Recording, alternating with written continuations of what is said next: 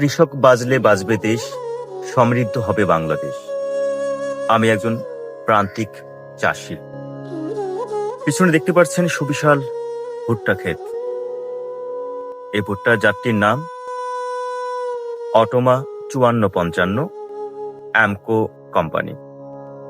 এই ভুট্টাটি বেশ সারা জাগানো এবং বাম্পার ফলন হয়েছে। নিশ্চয়ই পিছনে দেখতে পাচ্ছেন যে প্রত্যেকটি গাছে দুটো করে ভুট্টা এসেছে। সমস্ত ভুট্টা খেতে প্রত্যেকটি গাছে দুটো করে ভুট্টা, কোনো কোনো গাছে 3টা করে এসছে। বাংলাদেশের নবগঠিত সরকার আমাদের কৃষিতে যদি চোখ রাখেন, বাংলাদেশ যদি কৃষি সমৃদ্ধ হয়, তবে হয়তো বা আমরা কৃষক যারা তাদের ভাগ্যের পরিবর্তন হবে, আমাদের দেশের কৃষি প্রধান দেশের পরিবর্তন হবে, সেই সঙ্গে আমরা সুন্দর এবং সাবলীলভাবে বাঁচতে পারব। ধন্যবাদ সবাইকে।